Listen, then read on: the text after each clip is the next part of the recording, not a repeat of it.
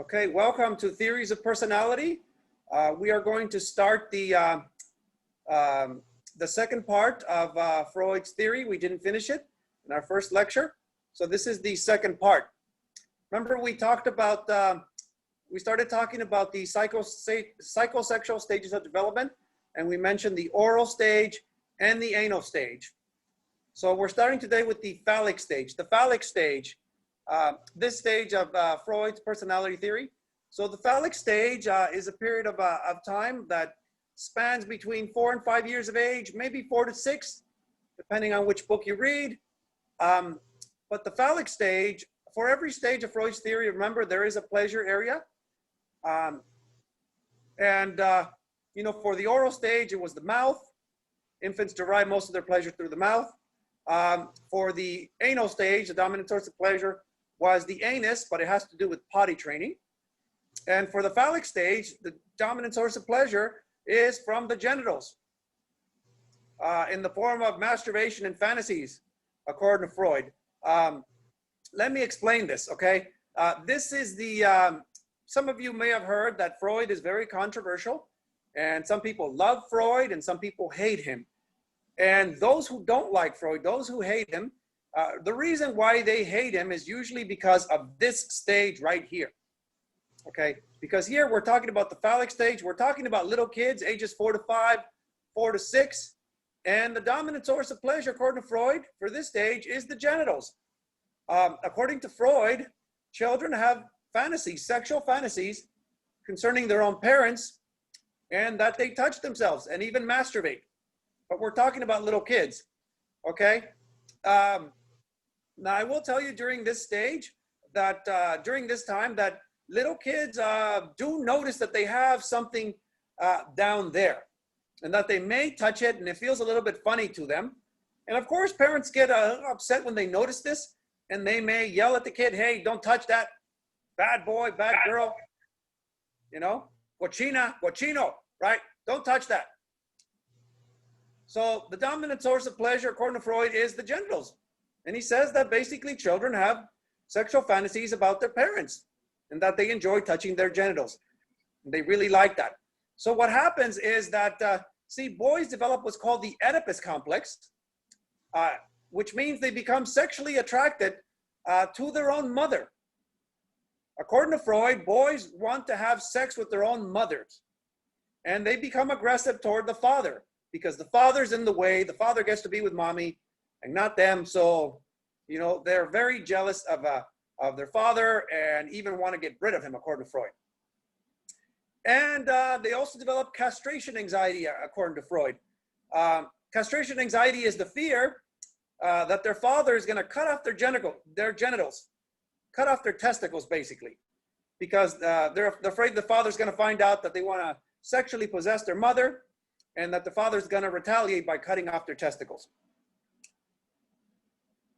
Women go through what's called the Electra complex, according to Freud. That's the complex for females, for little girls, actually, at this point. That's what we're talking about. That little girls become sexually attracted to their own fathers, but they want to have sex with their fathers, according to Freud. They are jealous of the mother because mommy gets to be with dad, right? And they become hostile toward the mother. Okay, and are angry at her because she's the one who gets to be with dad. And according to Freud, females also develop what's known as penis envy. They notice that they don't have a penis, unlike boys. And because of this, they have anxiety. They have some anxiety, and they feel that that they are incomplete, that there's something missing about them, that there's something wrong with them. And it's a source of anxiety, according to Freud, that they have penis envy. Sounds very odd, right? Because we're talking about little boys and girls here, but according to Freud, the dominant source of pleasure is the genitals. Males become sexually attracted to their own mothers, and females sexually attracted to their own fathers. Now, you may be thinking that this is just crazy. This is ridiculous. I'm not saying I agree with Freud, okay? But there is some anecdotal evidence or some evidence to support Freud's theory. For instance, here's some anecdotal evidence here, some evidence from a little girl here. This is a note that a little girl left on her daddy's pillow. This little girl might have been about 6 years old. maybe 5, don't remember exactly, but she wrote this note, made it really pretty, left it on her daddy's pillow so that her dad would see it when he goes to work. It says, "To Pop, dump mom and have me. I love you." So this little girl is basically saying she wants daddy, and she wants basically to be with daddy, and that daddy should get rid of mommy. This same little girl told her daddy that she wants to marry him when she grows up. And this is not unusual, by the way, for you to notice this kind of behavior in your own children. They'll say things like this, or even make little cute things like this. But this little girl is expressing a desire to be close to her father. Now, is it necessarily sexual? Most people would say no. Freud believed it was sexual, but some have said that he got this idea from the fact that he was sexually attracted to his own mother, and he found her very attractive. But this is some evidence that might lead some kind of credibility to what Freud is saying, but we have to ask ourselves, think critically here, is it really sexual? Is that really what is going on? Now, there are other things that I've heard of from my own students that seem to lend some credibility to this. There was a student who told me that she, when she was with her, whenever she would hug and kiss, the boy's father, the boy would get very upset, and would basically, tell her to leave daddy alone, basically, that that she belongs to him. And one time he even got really upset while his dad was kissing his mother, and he actually stabbed them in the back with a fork. I know that sounds violent, and it was, but it's not unusual for children basically to develop a desire to be close to the opposite sex parent. There is anecdotal evidence for that, and we'll talk a little bit about research down the road. But we have to ask ourselves, is it necessarily sexual? Do children even have any idea about that at this age? Let's keep going for the sake of time. Now, more about the phallic stage. Now, eventually, children are supposed to resolve this conflict because they can't have sex with their own mothers and fathers. They shouldn't, but they have this desire, according to Freud. And what happens is that eventually they outgrow this. And what happens, what helps out with this is the defense mechanism known as identification. Identification is used to resolve the oedipus and Electra complex. So what happens is males learn to identify with their father, and they learn appropriate male behaviors. And females will learn to identify with their mothers and learn appropriate female behaviors. So what happens is this. Males figure out that they're sexually attracted to their own mothers, but mommy tells them, hey, you're a boy, why don't you go hang out with dad? Leave mommy alone. Mommy's got things to do. So the boy goes and hangs out with dad and learns about what being a boy is about. The girl similarly is told by the father, hey, stop being such a daddy's girl. Daddy has things to do. Go hang out with mommy. Okay, go hang out with your own kind. And she goes and hangs out more with mommy or with her own kind, with other girls, and she learns about what being a girl is like. That's called identification. They resolve the difficulty through identification with the same-sex parent. And in that way, they learn to stay away from the opposite sex parent at this point, because that is not acceptable for them to want to be with the opposite sex parent, especially sexual. So they resolve that by identifying with the same-sex parent, and not the and then leaving the opposite sex parent alone. And then this leads us to the latency period. The latency period is basically from about age 5, 6 to about puberty. So what happens is that children found out that it was inappropriate for them to have sexual desires, for their own mother or father. So they decided to repress the sexual urge and enter basically the latency period. So during the latency period, the sex instinct, that sexual desire, becomes dormant. They repress it, and then they sublimate that energy in school. So in other words, they use that sexual energy or that energy for something more useful. They go to school, and they form friendships, usually with the same sex at this age.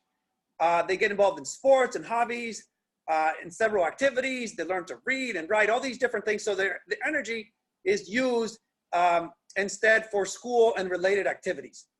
And in that way, the energy is sublimated. You take that energy, that sexual energy, which could have been harmful, could have been bad, and instead they turn into something useful and use it for school and friendships and those types of activities. And during this age, boys and girls learn to stay away from each other because they found out it was inappropriate basically to be with the opposite sex parent, or at least to have those desires. So they're told to be with their own kind, and boys will then basically learn to just play with boys, and they think girls are icky, right? That girls are, the girls are not worth their time, and they stay away from them. Girls similarly learn to play with girls and think that boys are gross and not worth their time. So they don't like each other very much during the latency period. Latency actually means hidden. So the sexual urge, the sexual instinct becomes hidden. It becomes repressed during this time. And instead the energy is used for school activities and friendships and those kind of things. But they learn to dislike each other during this time, boys and girls, as a result, according to Freud.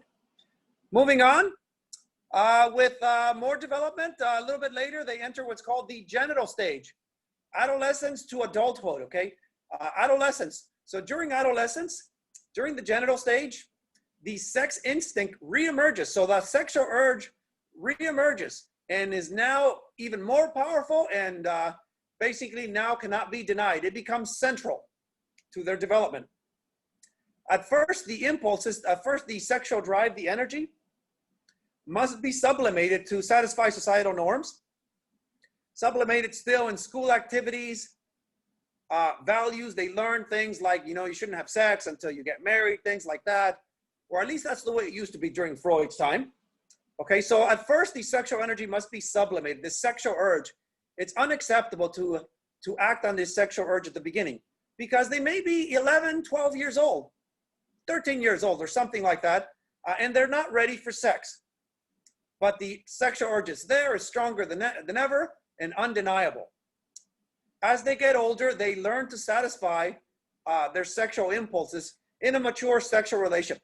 When they get older, and they learn, hopefully they learn, that a mature adult relationship is not just about sex, but also about caring, sensitivity, compromise, providing for the other person, helping the other person, being a team, that kind of stuff. An adult relationship is not just about sex. There are many other things that matter as well. But when you're a teenager and you're just starting out and you have this strong sexual urge, you are immature. You don't know about that. And your sexual urge is basically just physical. And, you are attracted to other people just because of the way they look or because so-and-so is cool or hot or whatever it is. And you have no idea what you're getting into. So at the beginning, you need to sublimate that sexual energy and instead use the energy for other things. And as you get older and you're a bit more mature, then maybe you start dating.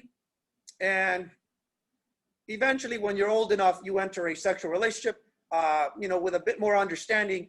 Of course, you get your heart broken a few times first, but eventually you learn about what adult relationships are really about. It's not just about sex. It's not just about looks. And if you are an adult, and that's the way you approach relationships still, like a teenager, right? And you're just driven by just the urge, and it's just the person's attractiveness that you're interested in. If that's what's driving you, then you are very immature in your approach to these relationships. Adults know, especially people who are married, because we learn through our mistakes, so to speak, that there's a lot more to relationships than that. So here, the pleasure area is not really clear. You think it's the genitals, but it's not really the genitals. There's more to it than that. There's more to a satisfying relationship, adult relationship. So that is the genital stage. Let's keep going. That is the last stage of Freud's theory. Okay, now let's talk about assessment. Assessment in Freud's theory. What did Freud use for assessment? Well, Freud actually developed a whole therapy based on his theory, a whole therapy that's designed to help people basically get better. And the way the therapy works, the gist of it is that it's designed, Freudian therapy is designed to bring repressed fears, thoughts, memories, motivations, to bring basically the unconscious, things that are hidden away in the unconscious, to consciousness. because when they're in the unconscious, you don't really control them. You can't deal with them. You may be unaware of them. So we want to bring those things to consciousness, right? To the level of thought that you do control, so that you can make sense of them, become aware of them, and then eventually understand them and basically move on. Okay, because the logic is that your problems are due to things that are hidden away in the unconscious, things that happened to you long ago, repressed fears, thoughts, and memories that are causing your problems today. And what's used to bring these unconscious thoughts and fears to consciousness? Well, there's more than one technique, but one technique that Freud favored is called free association. So here's the thing, okay? You see there, that image there at the, that image there, there's like what looks like a little bed and a chair there. So what happens is that the patient, Freud really did call his clients patients, okay? It was different back then. Now they're called clients, okay? But the client lies down on that thing that looks like a little bed, or the so-called psychoanalytic couch, looks up at the ceiling and just kind of thinks out loud, right? Basically, the person is told to lie on that couch and talk about whatever comes to mind, okay? Relax, concentrate on the past. Freud might say something, or the psychoanalytic therapist might say something like, you know, tell me about your mother. And what you're supposed to do is just basically whatever thought pops into your head, you're supposed to say it. Just think out loud, speak out loud, okay, about whatever you're prompted to think about. So you're told to relax, concentrate in the past, daydream out loud, talk about whatever comes to mind, no matter how trivial, how painful it may be, just say whatever you're thinking of. And of course, at the beginning, you may be a bit resistant. You may not want to say anything because you're embarrassed, or you're uncomfortable, or you think the therapist is going to judge you in some way. That unwillingness to talk or to say something is seen by the Freudian therapist as resistance. And it tells the therapist that they need to probe deeper, that there's some real repressed issues there, some repressed fears, and that we need to bring these to the surface, and they need to keep prodding you, basically keep trying to encourage you to speak up. At first, at the beginning, of course, you're going to be uncomfortable, like I said, and you might not say much, right? Freud says, or the Freudian therapist says, tell me about your mother. And you might say something like, well, what do you want me to say? You know, she was my mother. You know, she lives a few blocks from me. They'll sit there and take notes. They won't really say much. It is hoped that with time, you'll become more comfortable, and you will start to talk about the things that really matter. Those childhood experiences, those times when she mistreated you or made you feel, you know, weak or vulnerable or whatever it is. Or maybe even things of a sexual nature may come up, because maybe you thought, like Freud, that your own mother was very attractive. So with free association, we hope, not me, but the Freudian therapist hope to bring these repressed fears, thoughts, memories, motivations to the surface so they can be analyzed and they can be dealt with. So that's one technique that was favored. Freud would also use dream analysis to get at things that are hidden away in the unconscious. Because according to Freud, dreams, a lot of dreams have symbolic meaning. A lot of dreams actually have symbolic meaning and are more than just about what you see in the dream. Not all dreams have symbolic meaning. Not all dreams are important in a symbolic way. Some dreams are just what you see. So you might have a dream, for instance, that you need to go to the bathroom and you're looking for a bathroom. That's normal. It could be because you really do need to go to the bathroom. You're asleep and you need to pee, and so you're dreaming that you're looking for a bathroom. There's nothing symbolic about that. But some dreams are more meaningful, more special, and symbolic. Okay, so those dreams have both manifest and latent content. Okay, manifest content are the actual events in the dream. It's actually what you see. So let's say you dream about there's this big monster that is chasing you. You think this monster is trying to kill you or is going to kill you.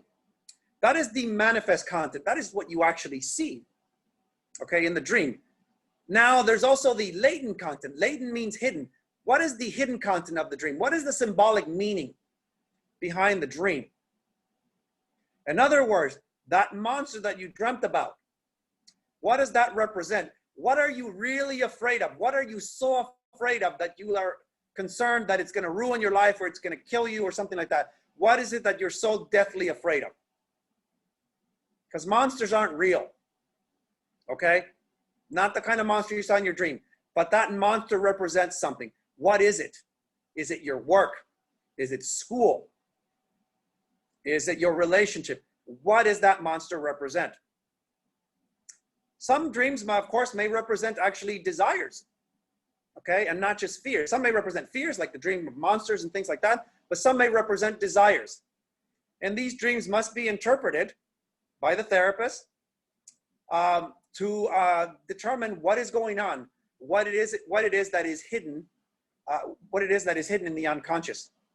Maybe it's sexual desires that are hidden there, or maybe it's fears, okay? But a lot of Freudian symbolism is sexual, just so you know. Like if you dream about like hats, for instance, that's supposed to represent genitalia.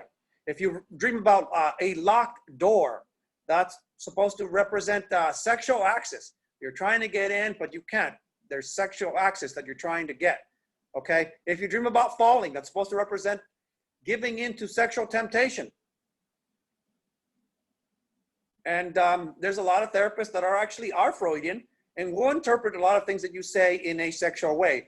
As a matter of fact, a lot of Freudian therapists, even today, will interpret some of your behaviors in a very sexual way.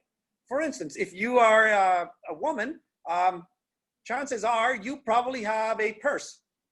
From the Freudian point of view, that purse that you carry with you is actually a set of genitals. Because remember, from the Freudian point of view, you experience penis envy. So it's like you're carrying your testicles with you.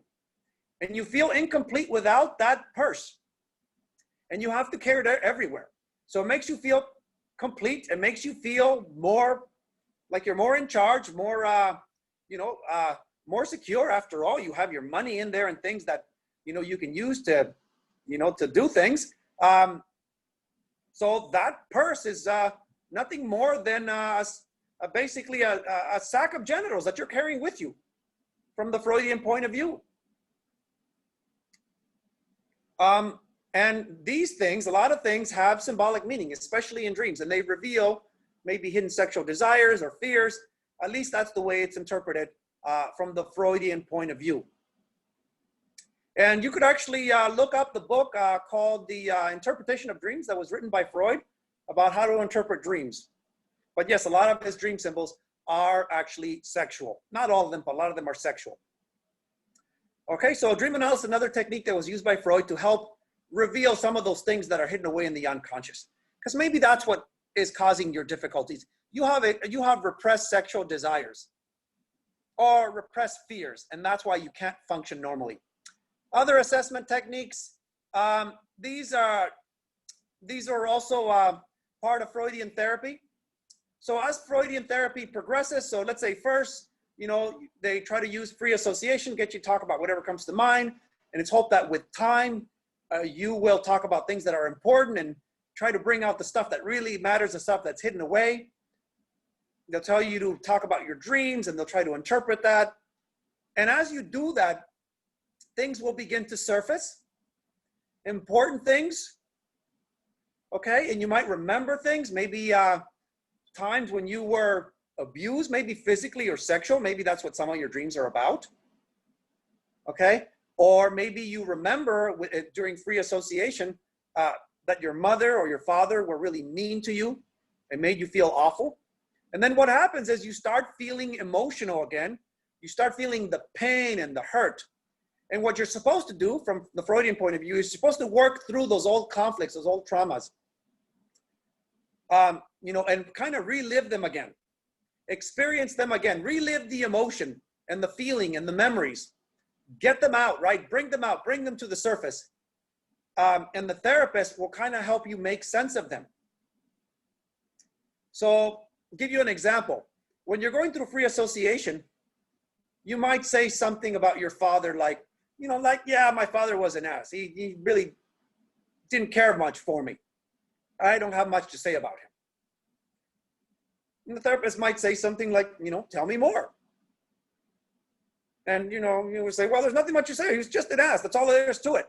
Over time, you will get more comfortable and will say more and more about it. And the therapist is there to help you interpret. And the interpretation at first might be very slight and might not say much. The therapist might say something like, it seems like we keep talking about your father. We keep coming back to your father.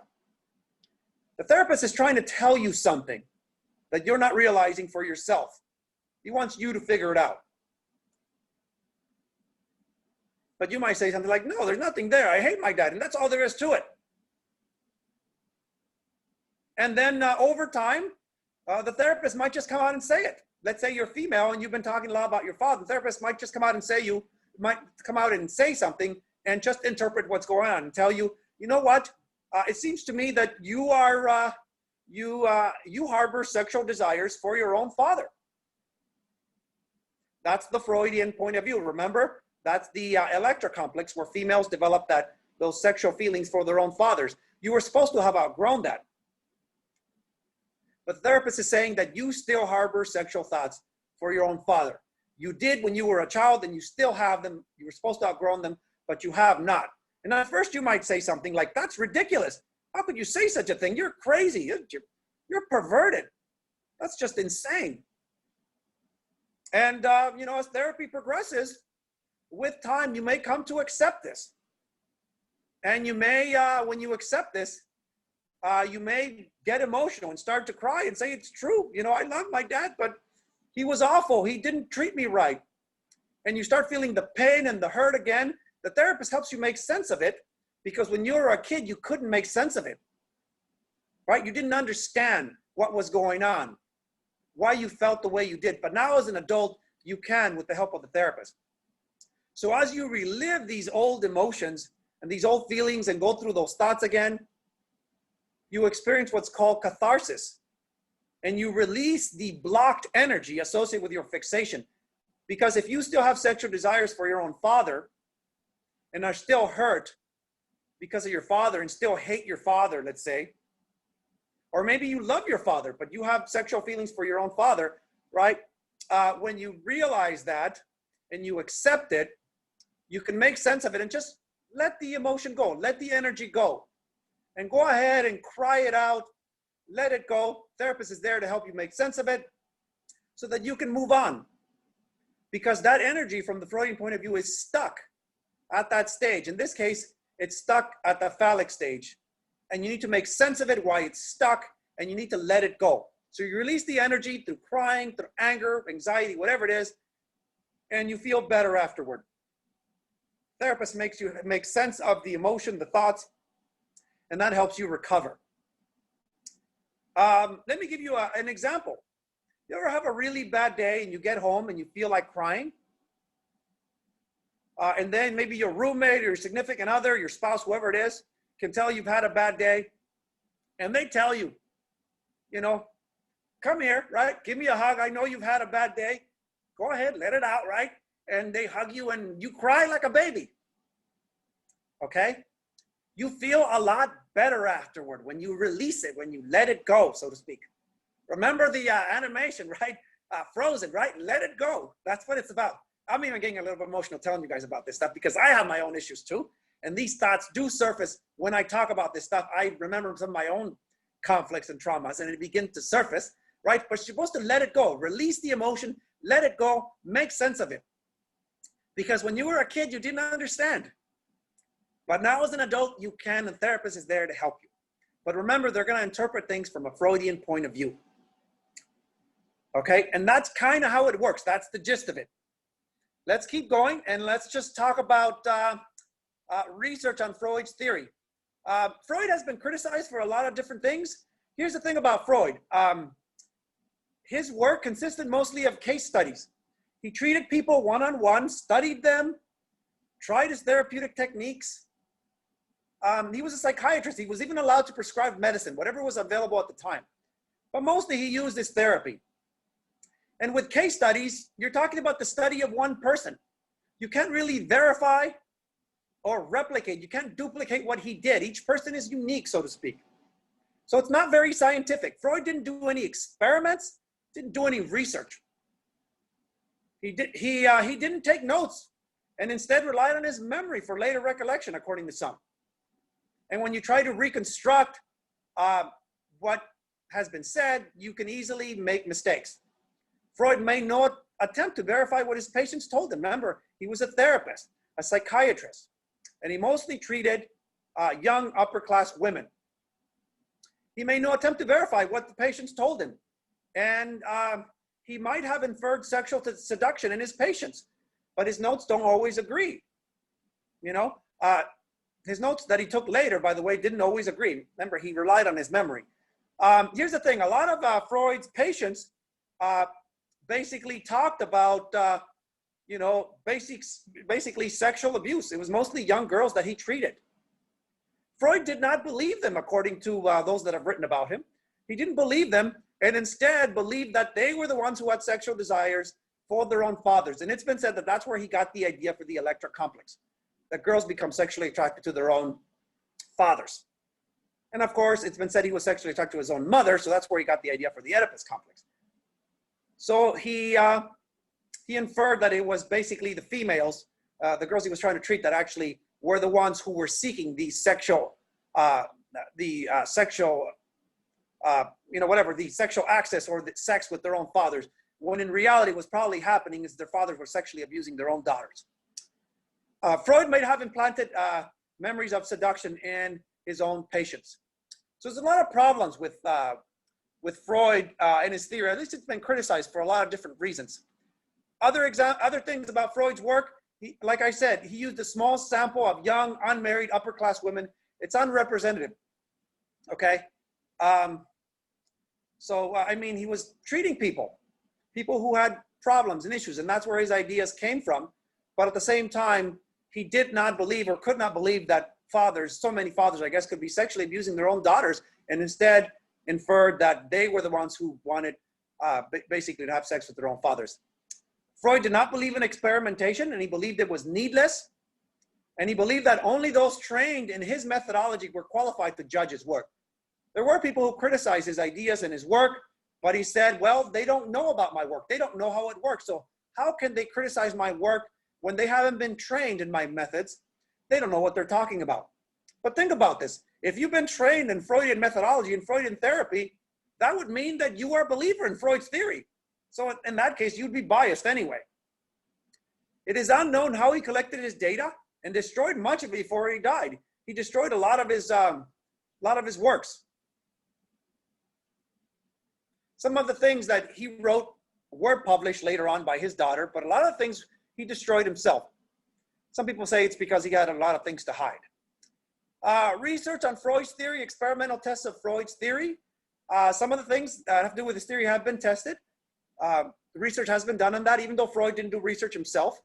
So there is evidence that the unconscious mind may actually exist. That the unconscious, basically, the unconscious mind can actually influence conscious thought and behavior. A lot of information processing is unconscious. A lot of things happen that we're not aware of. There are things that you do that you don't pay attention to that, you know, you're not going to remember. And there are just a lot about just how the body works and the mind works. It just operates behind the scenes. You have no awareness of it. But I'll give you an example of how unconscious thought can influence actual behavior. There's something known as subliminal perception. And some people don't believe in this and say that some research says that it works. Some research says that it doesn't work. But some research has shown that that it does work. Subliminal perception is when you it's rapid presentation of words or images that are below awareness. So they may flash, let's say, a picture on a computer screen really quickly in a fraction of a second. And it might be a picture of some popcorn, a picture of some soda, a Coke or something like that. They showed that image on the screen so quickly for such a short period of time that when asked if you saw something, you said, I didn't see anything. You didn't consciously perceive it. But research shows that people who are shown things like that, their behavior is actually affected afterward. So that will affect the word association test. So maybe you will, think of words that are related to that. You might think of like, you know, a movie theater because you were shown an image of popcorn. The word movie theater might pop into your mind when you're asked what you're thinking of. It can activate behavioral goals. If you're actually at a movie theater, you may actually, you know, feel the desire to go and buy some popcorn and a soda. And actually, movie theaters did try things like this. They did try to show images on the screen to try to influence your behavior so they can sell more of that stuff to you. And it will affect your emotional processes, how you feel, you know, maybe a desire or hunger or something like that. So that's subliminal perception, and that functions below conscious awareness. And some research suggests that it works, other research suggests that it doesn't work, but it's a Freudian thing. But overall, there is evidence that there is such a thing as an unconscious mind, that at a certain level, and it's related to memory, that at a certain level, memory does operate at a level that you are not aware of. Other research on Freud's theory, experimental tests of Freudian concepts, there's something known as ego control. Remember, ego is the ego is the part of your personality, the structure of personality that helps you control yourself, that thinks rationally and acts in a way to sort of help you function normally in society. Okay, and so there's something known as ego control that has been studied. And according to research, there's 3 levels of ego control. There is the preconformist level, and people who are at the preconformist level of ego control are the ones that have the least control over their emotions and their thoughts. So they're very aggressive. They're not very compliant. These are the ones that basically do whatever the hell they want. They're basically more id driven. They're your bad boys or bad girls. They'll do whatever the hell they want. They don't care what people think. They don't comply. Basically, they're id driven. They're at the preconformist level of ego control, meaning they don't have much control. And then there's the conformist level, which is where I believe most of the population is at. These are the people who have some control over their impulses, some control over their desires and their thoughts. So they function according to the expectations of others and according to the culture. So they do the things that are, they do things that, the things that they do, the way they behave themselves are basically have to do with their culture. So they dress a certain way because that's what they've been taught. They like certain kinds of music because that's what they've been exposed to. They believe certain things because that's what they've been taught, maybe at school or church or by their political party. These are people at the conformist level. They can control their thoughts and emotions somewhat, but they're being driven by others, so to speak. They're conformists. They don't really think for themselves that much. And we have a lot of people that way, by the way. Very few people are actually individuals and are driven by their own kind of expectations, their own thoughts. A lot of people just go along with the crowd. We all do to some extent. The way we dress, the way we behave, the way we talk, a lot of things are just influenced by the society that we live in. If we were true individuals, we would be beyond that. Just because you read something and you learn something and you're taught something doesn't mean you have to believe it. But most people, that's the way they are. What they believe is basically a function of what they've been taught, what kind of parents they have, what kind of political ideology they've been raised with. That's the way most people are. Most people do not think for themselves, okay? They are basically driven by the needs and expectations of others. The preconformist level, when you have that kind of ego control, that means you are highly conscientious and individualistic. You think for yourself, you can control your emotions, your behavior, you function at a higher level of consciousness. You rely more on your own personal goals, your own standards. And as we know, society doesn't always have our best interests at heart. Okay, society can often be harmful, detrimental to even our own, to ourselves. Okay, we may live in a sick, very bad society, and our society is not perfect. And as you can see, if you're paying any attention at all, our society is, it has its benefits. There's some good things about it, but there's some very bad things about it. So it's good if you can think for yourself and can be beyond that, right? Where you are a true individual. You're driven by your own thoughts and needs, and you can control your emotions. You can control, your desires. You don't function like an animal. That's the preconformist level. And then there are the people who function at the conformist level who just behave like everybody else. If they were brought up at a different time in a different place, they would behave differently. They behave like those people at that time. Most people are that way. They're just a function, a product of their upbringing, They are who they've been trained to be. But the post-conformist people at the post-conformist level are the ones who are true individuals who function, according to their own conscious intentions, who have a lot of control over their thoughts and desires. They function at a higher level. And this is something that will come up again, by the way, in other theories. But Freud was one of the first ones to propose something like that. But at least that has been studied, and there's 3 levels of ego control, and there they are. I've said too much about that already. Other things about other tests of Freudian concepts, there's also something known as ego resiliency. And nowadays, we just call it resiliency. People who are resilient are people who have a lot of ego control, and they basically can adapt to their environment, changing environment. They're flexible, they're adaptable, but they remain individuals. They function at a high level.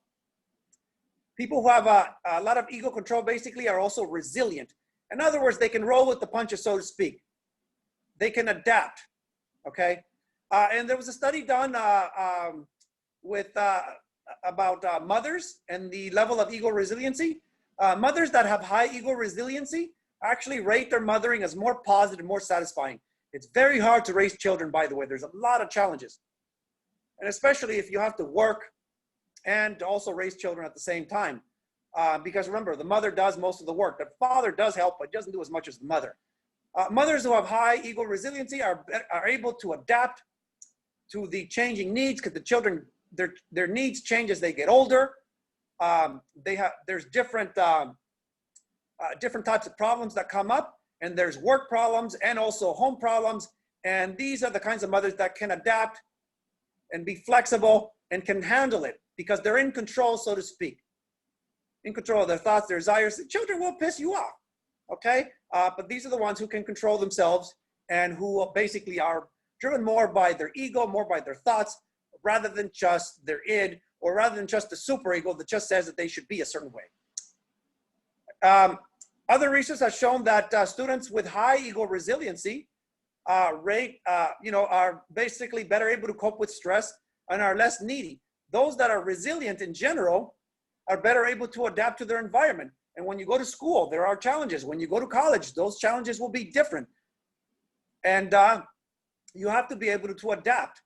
Things can go wrong. You could have problems, right? But you're supposed to bounce back and adapt.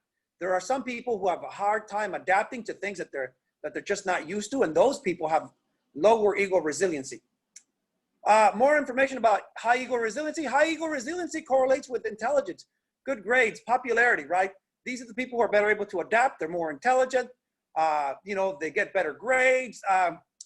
They're just more thoughtful in how they behave themselves, more thoughtful in what they choose to do with themselves. Negative life experiences in general will lower your ego resiliency. If you have traumatic experiences in your life, you're neglected, abused, abandoned, mistreated, that will make you feel worse about yourself. And the worse you feel about yourself, the lower your ego resiliency, and the worse, the harder it is for you to adapt. Okay, negative life experiences just basically tend to break you down over time, and then you might just have such a poor opinion of yourself over time because of how bad things have gone for you, that you may not be able to pull yourself out of that misery. Other research on Freud's theories, there's experimental tests of the Freudian concept of catharsis. Catharsis is when you release the emotion, right? Remember, that's when you release the emotion and it helps you get better. Research shows that catharsis does not work. So for instance, if you're angry and you release your anger, it actually makes you more aggressive. Like from the Freudian point of view, hey, if you're mad, go ahead, let it out.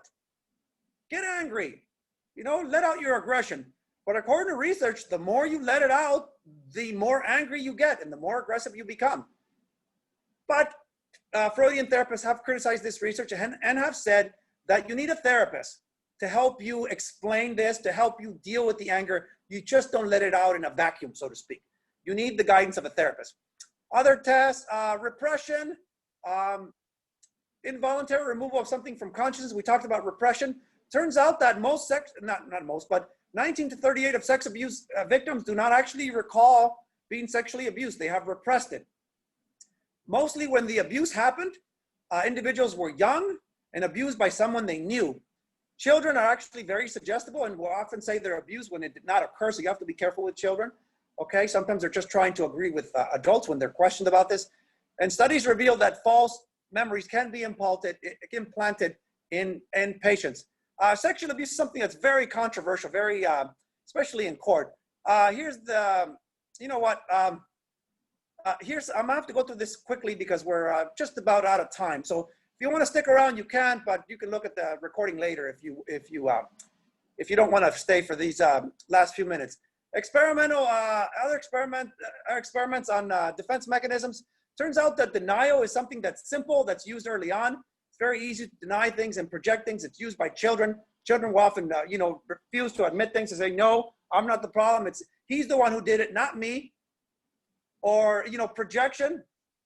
No, he's the one who's bad and not me, right? That's also projection. Identification, which when you identify with someone, that's very commonly used by adolescents to make themselves feel better. Reaction formation is used by people who are obsessive compulsive. If you think about that, right, with reaction formation, you basically what happens is, like, let's say you're obsessive about cleanliness, so you feel dirty. That's the thought, and that drives you to do the opposite, to wash your hands over and over again. That is reaction formation.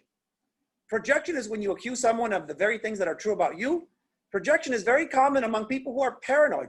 People who are paranoid, believe that you can't trust the government, right? The government is out to get us. They're projecting. They're the ones who can't be trusted. They're the ones with all those crazy conspiracy theories. The government is not the one that's crazy. It's the ones who are crazy. Okay, so they're actually projecting their fears and a lot of their shortcomings onto others and the government and things like that. Displacement is likely to be used by those who are passive aggressive. Those who are passive aggressive, if you piss them off, they won't necessarily retaliate, but they'll take it out on somebody else. Other research on Freudian concepts, this is the last slide over here.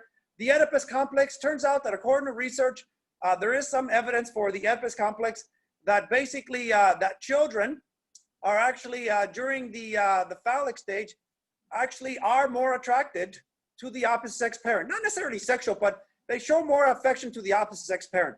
So there's such a thing as a daddy's girl and a mama's boy, where children get very attached to the opposite sex parent at around that age. That's more true than the reverse, that being very attached to the same sex parent. That's evidence for Freud's theory, the Oedipus complex, and even the Electra complex. Although I will tell you that it doesn't mean that Freud is right about that those sexual desires are there. The Freudian slip. A lot of you have probably heard of the Freudian slip. That's when you say something, and you tried to say something and it came out wrong, and the way it came out is actually how you really feel, according to Freudian theory. So, for instance, maybe you're shown the word, sham doc, while you're hooked up to electrodes, and and instead of saying sham doc, you say damn shock, because you're afraid that you're going to get shocked because you're being hooked up to electrodes. Or you're shown, or let's say you're shown a picture of a sexy female, and you're told to read the word broodness, and instead you read nude breasts because you're really thinking about that. That's really what's on your mind. There's a video there that you can watch on your own. We don't have time. I actually can't show it to you here. It doesn't work on the iPad through Zoom. Of a newscaster who was trying to, who was basically talking about this woman who ran a bunch of marathons. And he tried to say that she had some very nice tennis shoes. And instead of saying she had nice tennis shoes, he said that he had very nice, what's the word that he used?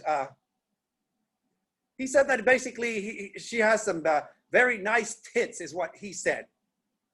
He tried to say tennis shoes, but it came out as tits, because when he showed the video of the woman, her boobs are bouncing up and down as she's running those marathons. He was looking at that, and I guess he finds her attractive, and that's what he said. And he said it live on the air, and you could actually look at that video and judge for yourself, right? If it's really a Freudian slip, if he really meant to say that, if really something else was on his mind. Okay, that is where we'll stop.